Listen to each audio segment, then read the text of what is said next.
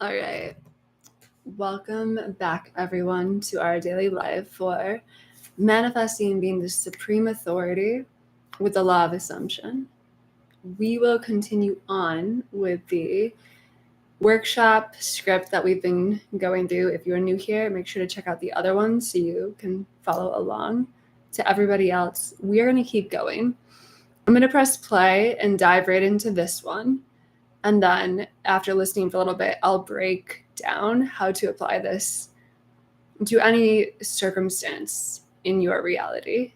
You'll see here, this is where I'm starting to script out and talk about different clients and people that I've worked with and the different circumstances, issues that all levels of being face, and how just by seeing it and naming it, we can reclaim it, rise above it, and it can be a non-issue. But we do need to reclaim it and make it your own. So let's go into it.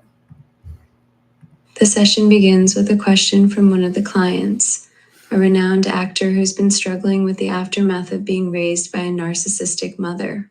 The wounds of inadequacy and the fear of abandonment have followed him into every relationship, leaving him stuck in a cycle of disappointment and self-sabotage.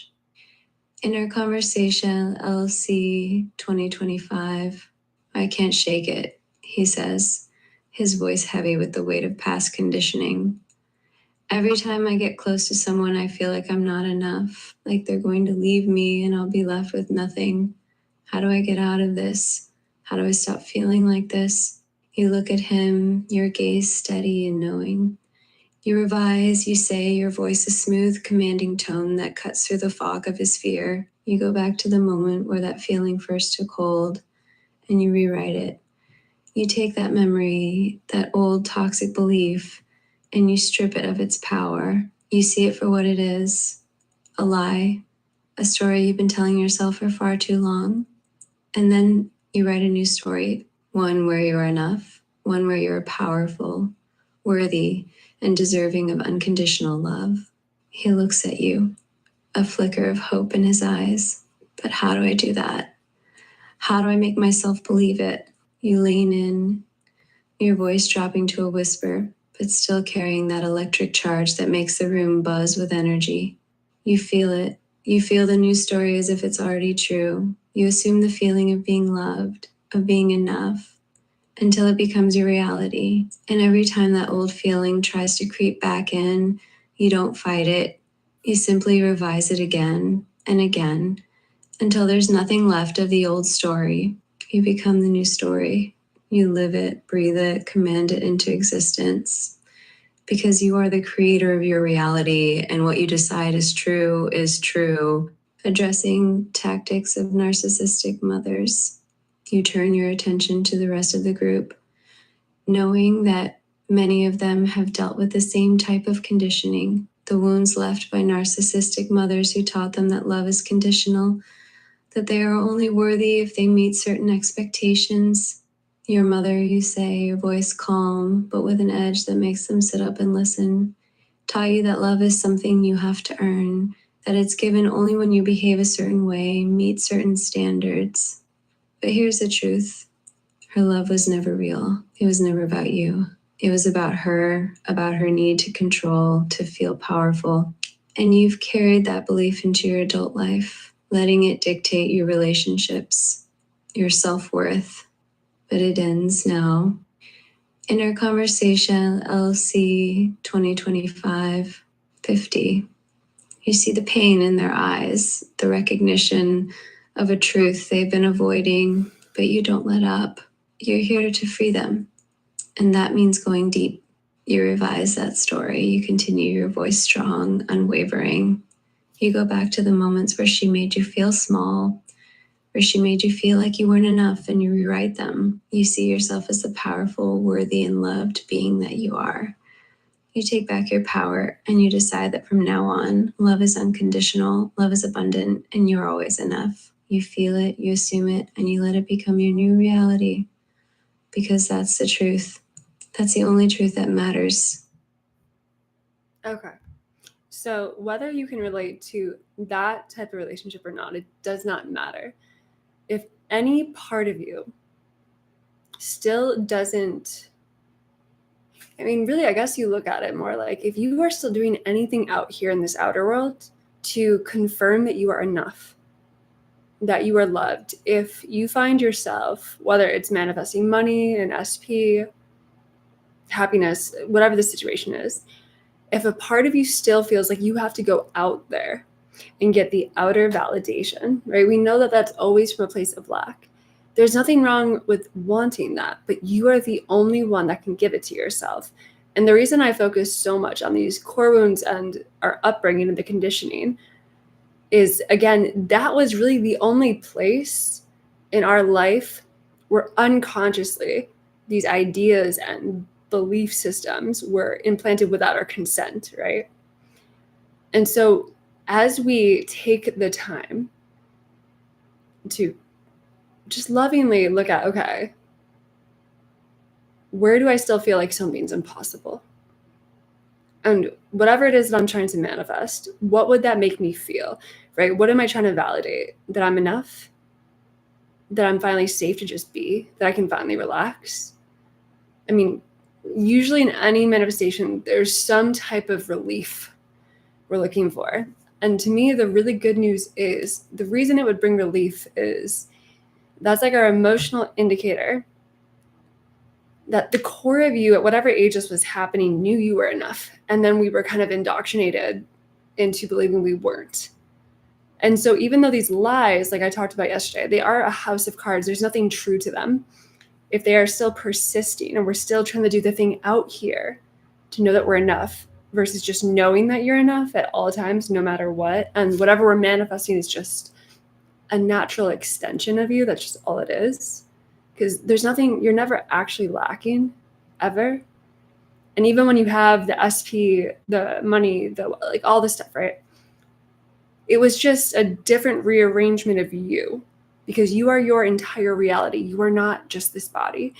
And so much of that conditioning too is like a caretaker basically gave you the idea that you are not love itself, gave you the idea that you being everything, your entire reality, there was like a separation in there that said, nope, I actually decide if you are loved, if you are enough. And then we are consistently looking to the mirror to give ourselves something that we always have been.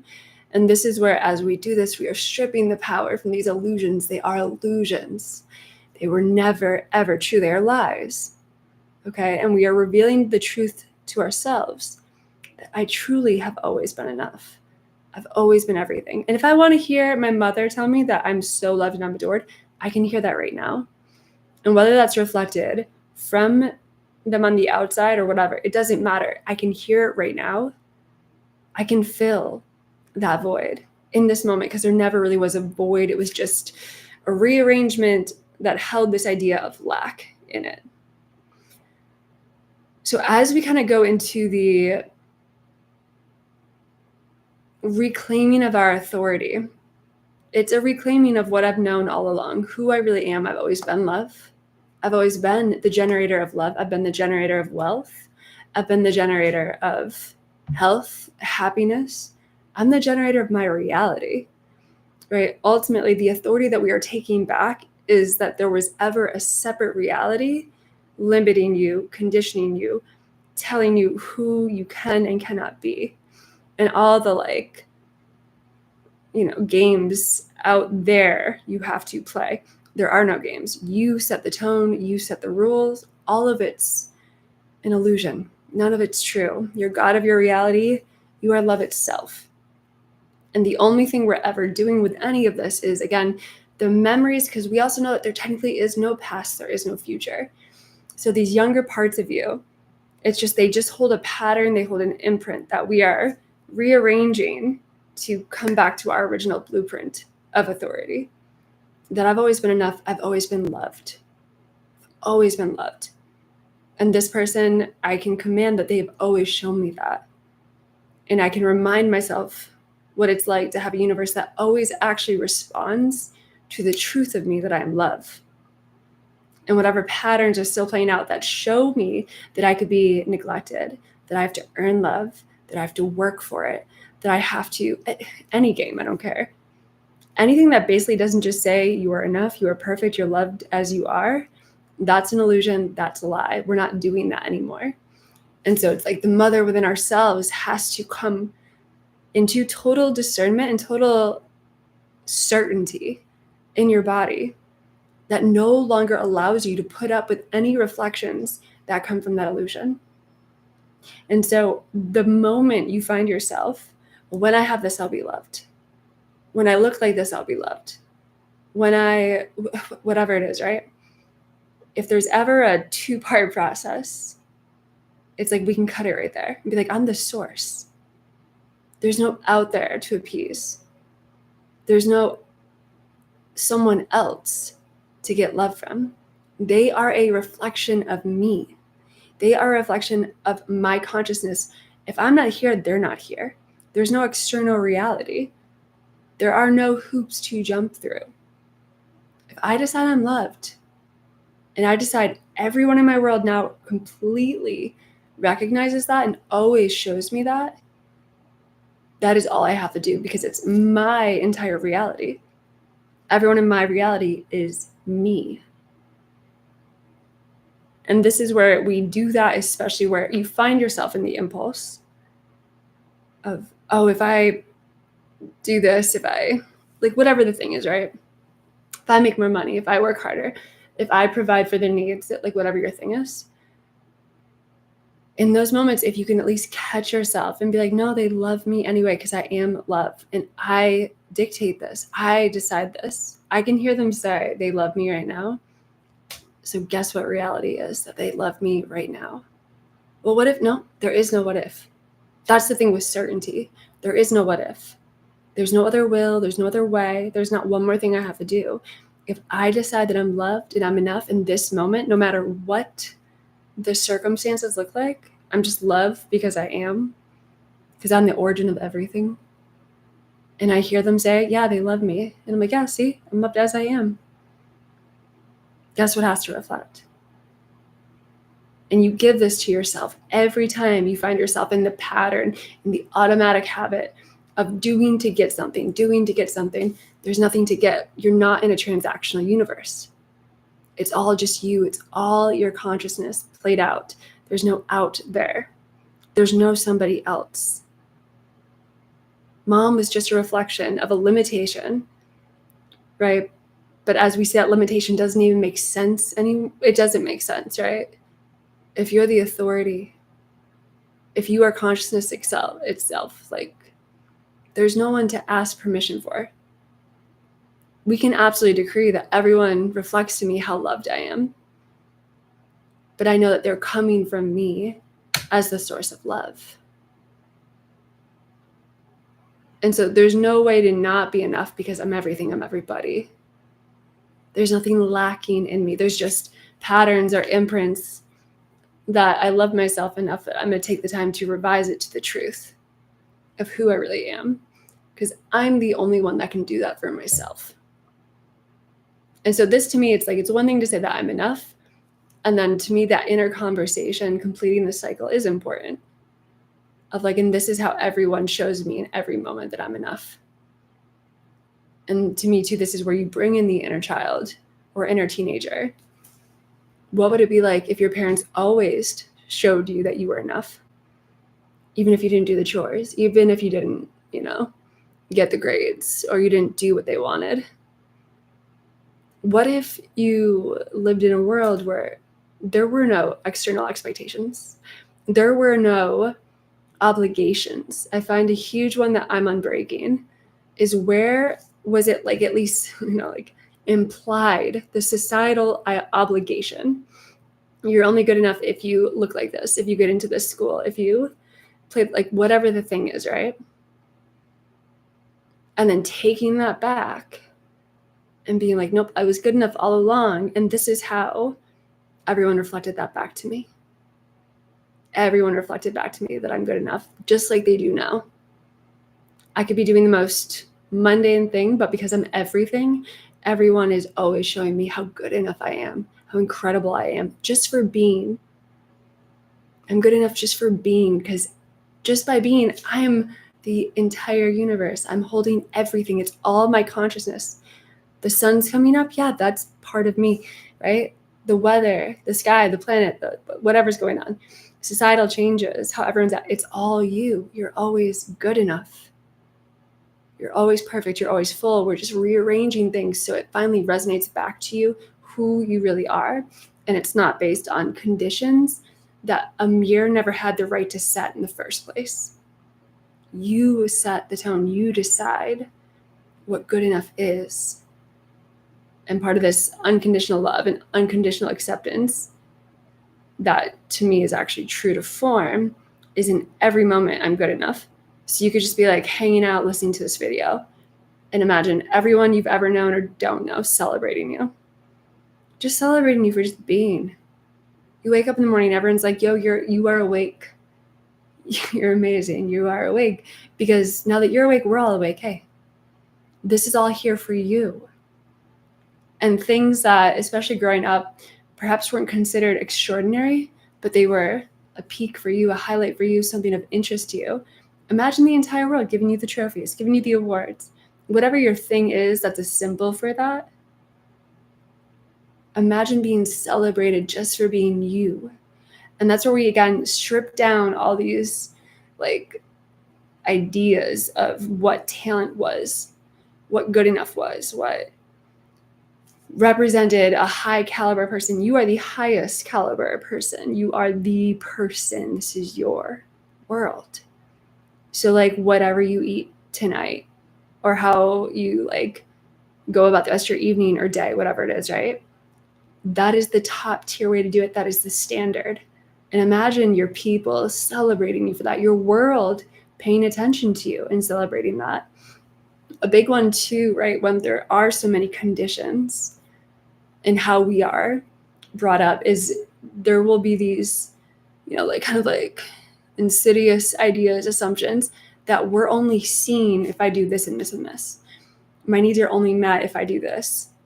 Versus the truth of your reality are your needs are met in every single moment. We just have to claim that. Your world is paying attention to you in every single millisecond. We just have to claim that. And so one of my favorite meditations is I will imagine my world has eyes. It's looking at me. It's paying attention to me. And when I'm like, love a coffee, imagine the coffee. And then guess what has to reflect? Oh, I would love different weather. Imagine it getting a little bit warmer, attuning to your temperature. Oh, I would love like the perfect song, radio comes on, perfect show, the perfect people coming through with a cool opportunity, something to do tonight. And then you imagine your world responding. And the other part too is I like to remind myself too, if it's all me, if it's all my consciousness pushed out, then it's actually preemptively tuned into my desire. Before the desire even comes in, that's my world being like, oh, hey, do you want this? These people want to bring you this opportunity, right? This type of food wants to come to you right now. This type of atmosphere, aesthetic is making its way to you. And as the desire comes in, instead of, again, we were trained to be like, I have a desire. What do I have to do to make it happen? Which again is from a place of neglect. It's from a place of having to go out there to get it. It's your entire universe, which is you, because you're more than just your body, saying like, I preemptively know that you are chilly. Here's increase in weather, really cute sweater. I don't know, whatever. I preemptively know that you want this type of experience tonight. Here are the people coming through. Here are the opportunities. And you start to recognize again the pattern of having the desire and then thinking you have to go out there and do something. That's not it. That's not it. The desire comes in, you acknowledge it, and it's a flow of, okay, yeah, thank you. And then the next part too is having that certainty that as your universe, your internal world comes up with like, here's your need, here's the desire fulfilled, the expectation. Now it has to reflect that back to me because there's no other will. There's no other separate universe. There's no later. This is just what it is because I'm enough. I'm everything. It's me giving it to me. Play with it. Let me know what you think, but especially as you go throughout your day when we have the list of like, here's what I have to do today to get this, you want to do your best to catch those thoughts. And from the done place, right, of like, here's my inner world telling me, okay, this thing that you have to do, it's already met. Here are the people coming through. Okay, I received that. And then I know it has to reflect because there's nothing else for my world to do. It's only me. There's no chaos. There's no randomness. There's no one I have to go seek or find or ask. It's happening through me. I accept it as done with certainty. And it has to reflect because it's all me. And then we really start getting into the pattern of fulfillment, where like the concept of lacking or even acting, it just doesn't make sense anymore if it's all you, right? Because even the action you're taking out here is just a natural fulfillment of whatever your fulfillment is. Just as you can get up and stand up, it's also you getting up and bringing it to you from in the form of others, because there is no other. And your universe always responding to you, always being in tune, even before you are, to what you need. And here's the solution, because it's all you. Play with it. Let me know your thoughts in the comments, and then I will see you tomorrow.